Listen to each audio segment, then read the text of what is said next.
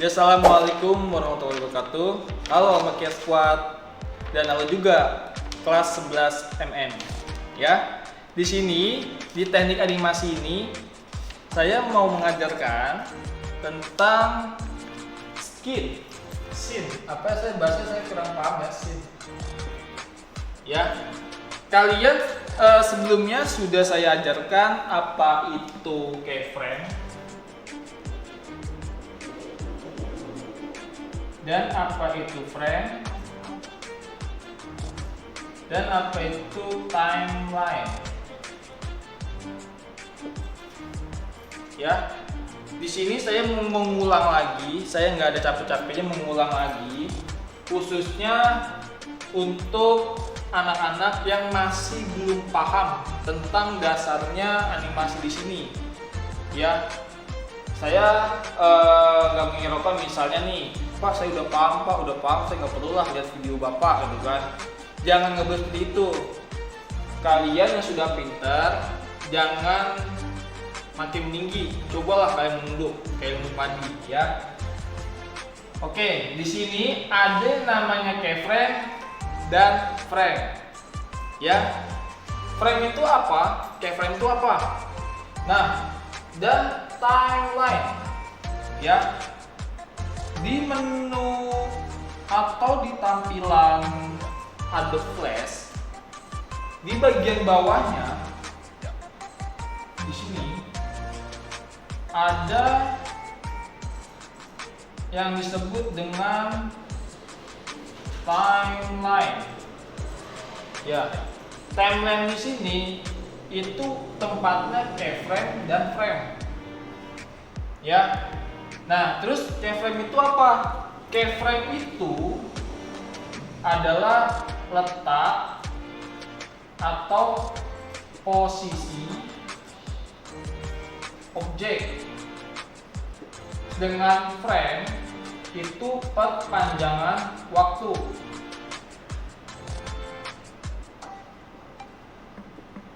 Ya, misalnya di sini kalian ingin membuat sebuah animasi kotak. Ya.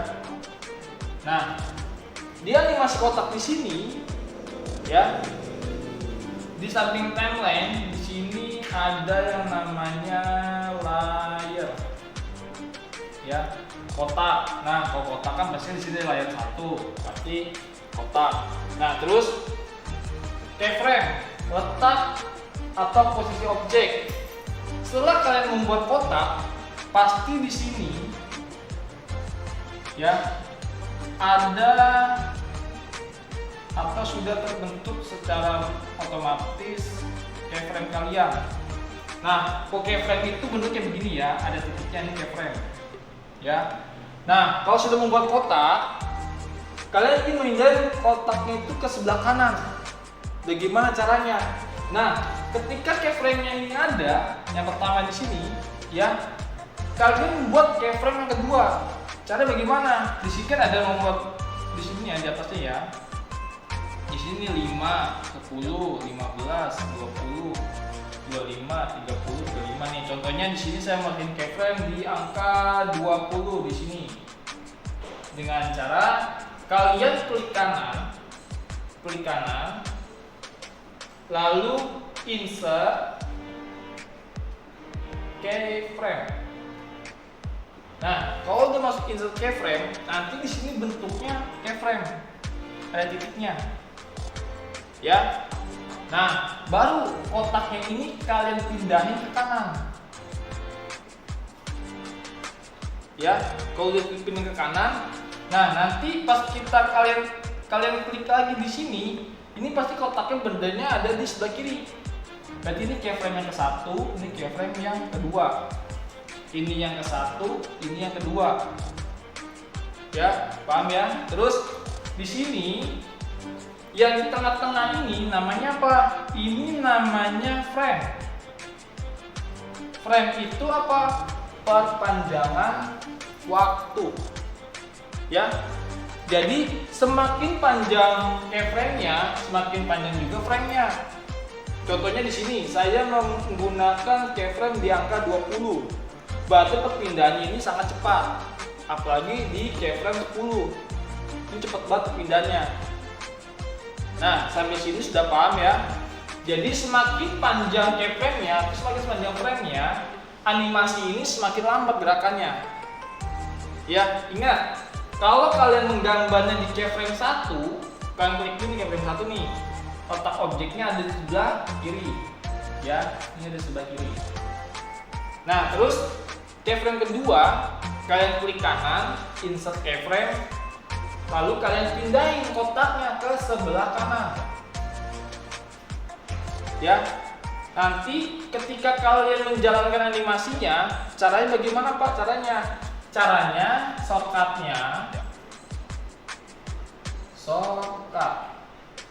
Nah, di sini kalian pakai Ctrl plus Enter. Nah, kalau sudah Ctrl plus Enter, nanti dia akan berjalan. Nah, jalannya pasti cepet nih, ngedip nih.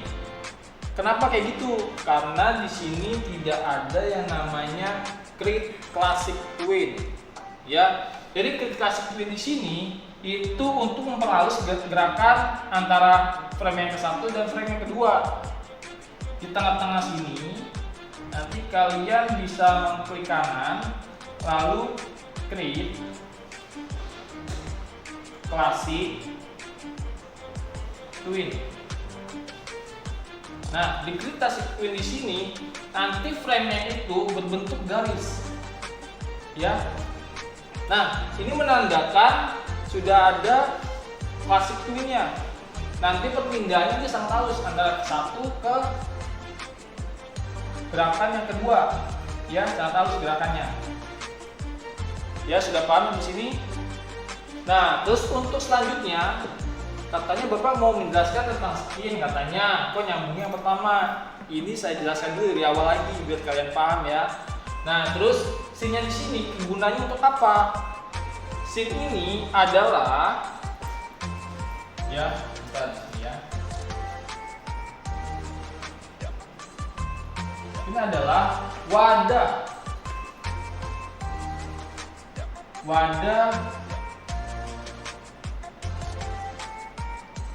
keyframe dan frame atau wadah animasi. Wadahnya animasi misalnya gini. Di lembar kerja kalian di sini, kan di atas timeline kan ada lembar kerja nih, sini nih, atasnya nih. Nah, di atasnya lagi, di atasnya sini lagi, itu nanti ada yang tulisannya skin 1. Terus nanti kalian buat lagi skin 2, skin 3, skin 4. Caranya bagaimana? Nanti di menu toolbarnya itu kalian tinggal klik langsung new skin. Berarti itu otomatis membuat skin 2. Ya. Ini mungkin kalian sudah menggunakannya ya, saya perhatiin tugas-tugas sebelumnya sudah banyak menggunakan skin 1, skin 2, skin 3 sampai skin 4. Nah, itu kalian sudah paham. Tapi yang belum paham, penggunaan skin di sini itu sebagai wadah keyframe di sini ya, sama wadah frame. Kenapa dikatakan wadah? Karena skin di sini itu ibaratnya dengan storyboard. Animasi di sini itu sama halnya dengan video editing, ya. Video editing itu membutuhkan yang namanya storyboard. Panel per panel. Misalnya di sini, kalian buat animasi, jangan asal membuat sebuah animasi. Saya bagusnya pengen buat animasi bola. Nanti yang pertama bikin dulu orangnya masuk, terus habis itu tiba-tiba ngegolin. Nah, itu kan gak masuk akal. Jadi kalian buat dulu storyboardnya. Storyboardnya bisa di kertas ataupun bisa kalian bikin secara digital. Bisa di sini panel yang 1. Nah, panel 1 di sini kalian buat storyboardnya di sini. Dia ngapain? Contohnya di sini temanya tentang sekolah. Nah, mungkin sebelum sekolah kan gak mungkin tiba-tiba nyampe sekolah ya enggak. kalian mungkin ada di rumah lagi bangun tidur, contohnya di sini ya. Nah, lagi bangun tidur di sini, kalian animasiin di sini, animasiin lagi bangun tidur sampai kalian selesai mandi, sampai selesai berpakaian semuanya, ya. Ini panel 1.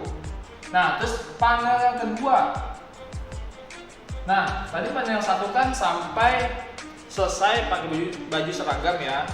Terus panel yang kedua, pastikan yang kalau orang yang biasa sarapan, pastikan sarapan dulu nih. Pasti di sini tempatnya panel yang kedua sarapan. Nih, kalian habis makan segala macem nih. Habis makan, terus kalian pastikan nggak mungkin makan sambil pakai sepatu, kan nggak mungkin nih. Kalian makan dulu, habis makan terus kalian pakai sepatu, lalu mikir dulu, cari dulu nih, nanti ke sekolah mau pakai sepeda, dianterin apa mau naik angkot. Nah, nanti di panel yang ketiga, panel yang ketiga di sini baru proses bagaimana dia nyampe ke sekolah. Ya, itu bagaimana? Mungkin dia di sini mau naik Gojek dia ke sekolahnya, ataupun dia ke sekolah mau naik busway yang di depan sekolah. Ya, tapi nggak mungkin juga Almatia ada busway depannya ya. Nah, udah nyampe depan sekolah, kita buat animasi nih. Mungkin dia lagi di jalan, terusnya dia duitnya hilang atau dia tragedi apa di jalan segala macam. Nah, kalian jelasin di sini. Nah, terus panel yang keempat. Nah, tadi udah nyampe sekolah nih, di sini nih. Dia ketika nyampe di sekolah, mungkin di sini dia telat. Jadi telat. Kalau misalnya nggak telat, di sini mungkin sekolahnya sepi. Baru ada Bang Adam sama Bang Herman doang, contohnya. Mungkin kalian di sini mungkin kasihan lah. Bantuin Bang Herman nyapu, bantuin Bang Herman ngepel, contohnya gitu. Ya. Nah, jadi kegunaan storyboard di sini kalian sebagai panduan untuk membuat sebuah animasi. Jadi setiap skin ini jadi nggak terbuang sia-sia. Jadi skin 1 ini ibaratnya skin 1 itu panel yang ke-1, animasi yang pertama. Ya, berarti skin yang kedua, panel yang kedua. Ya. Terus skin yang ketiga itu panel yang ketiga. Begitu pula selanjutnya. Nah, tadi saya sudah panel yang skin 3, berarti panel yang ketiga, ya. Terus sama halnya, selanjutnya ada yang panel keempat. Panel keempat di sini, berarti di sini skin yang keempat, animasi yang keempat. Nah, jadi setiap panel 1, 2, 3, dan 4 itu skinnya berbeda animasinya. Makanya saya sebutkan skin itu adalah wadahnya keyframe sama frame, atau wadahnya animasi kalian. Ya, sampai sini kalian sudah paham. Nah, kalau sudah paham, kalian coba latihan di rumah membuat skinnya. Skin 1, 2, 3, 4. Ya, saya tekankan lagi di kelas 11 MM ini saya sudah paham, kalian sudah bisa semuanya lah. Animasi kan sudah bisa, terus desain percetakan sudah bisa, tapi jangan pernah bosan kalian untuk belajar. Saya udah bisa semuanya Pak, udah malas lah saya ngerjain lagi selama di rumah. Jangan kayak seperti itu. Semakin banyak kalian latihan, kalian semakin gampang membuat sebuah dibilangnya ya, sebuah hasil ide kreatif kalian. Contohnya kalian ide kreatifnya ada di animasi, tunggu kalian ide kreatifnya ada di sebuah video, terus kalian ada ide kreatifnya ada di desain grafis percetakan. Nah, itu semakin kalian latihan, itu semakin kalian mudah kalau misalnya dikasih PR atau dikasih tugas. Ya, saya juga nggak bosan-bosannya menekankan kepada kalian kelas 11 MM, jangan pernah malas untuk ngerjain tugas. Ini juga untuk buat kalian juga ya. Di materi saya ini di animasi sama di percetakan itu nggak akan diulang lagi di kelas 12. Di kelas 12 nanti kalian udah fokus ke video editing ya. Nah, kalau kalian merasa menyesal di pekerjaan saya, nanti kalian merasakan ketika sudah di LSP. Nah, di LSP itu kalian akan diujikan materi kelas 10, kelas 11, dan kelas 12.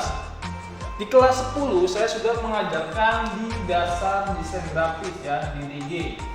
Nah, di dasar desain grafis di sini saya sudah mengajarkan tentang Photoshop dan Corel. Nah, jujur sampai sekarang ini kalian pengolahan vektornya itu masih lemah. Kalian masih identik ke Photoshop, dikit-dikit Pak Photoshop, dikit-dikit Pak Photoshop. Jangan seperti itu. Misalnya nih, kalian kerja, klien kalian mintanya diolahnya di vektor. Nah, kalian bisa nggak? Jangan kalian dikit-dikit di Photoshop. Photoshop itu bitmap. Waktu itu pernah ada yang nanya, Pak, saya kerjanya di Photoshop aja ya. Padahal di Google Classroom-nya saya sudah berkata, kalau tugas saya itu berbentuk vektor. Vektor sama bitmap kan sudah beda. Masa saya perlu jelaskan lagi, kan nggak mungkin. Ya, itu yang materi kelas 1, kelas 10. Nah, di materi kelas 11 itu yang diujikan ada 2. Desain grafis percetakan sama animasi. Nah, di percetakan di sini LSP yang kemarin itu membuat sebuah packaging.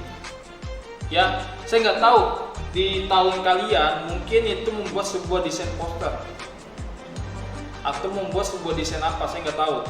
Nah, nanti di animasinya, nanti animasi di sini kalian entah itu disuruh membuat sebuah animasi ILM atau ILM, iklan layanan masyarakat, sama entah itu buat animasi tentang promosi sekolah atau promosi kafe, promosi apa, endorse misalnya nih misalnya brandnya, saya bilang brandnya adalah sebuah kaos. Nah, itu kan masih buat animasinya. Nah, kalian bisa paham. Terus di kelas 12 itu jatuhnya ke video, udah full video dan audio editing. Nah, di kalian di dasarnya saja kalian sudah lemah, bagaimana di video dan audionya? Video dan audio ini bukan software gampang, maka ditempatkan di kelas 12. Ya, kalau kalian di dasarnya sini saja kalian sudah lemah, di kelas 12 video audio itu kalian juga pasti lemah juga. Gak mungkin lah kalian di LSP minta bantuin ke temennya, misalnya gini, tolong dong bikinin gue video ini. Gak mungkin. Kalau di LSP itu udah lulu gua. Misalnya gini, kamu udah belum selesai membuat packaging, tapi teman kamu minta editin video, mau nggak kamu? Nggak mau kan? Pasti kamu fokus ke kerjaan kamu dulu. Makanya saya bilang kalian harus fokus ke skill kalian. Kalau dasarnya kalian sudah lemah, di kelas 12 pun kalian nggak akan pernah bisa. Ya, saya sudah pengalaman ya di waktu di kelas, bukan di angkatan kalian, itu angkatan 2 tahun sebelumnya, saya sudah pernah mengukur ada siswa di kelas 12 itu di video audionya itu nggak bisa sama sekali. Jangan di video audionya, di kelas 10-nya, setelah dicetakannya, dia itu nggak bisa sama sekali. Dia hanya ngerjain tugas masuk itu doang. Tapi dia nggak paham tugasnya itu dikerjain semuanya. Ya, nah mungkin hanya itu aja pesan dari saya. Ketika kalian sudah kelas 12, jangan pernah menyesal di pelajaran saya ataupun di pelajaran Pak Guru lainnya. Nah, assalamualaikum warahmatullahi wabarakatuh.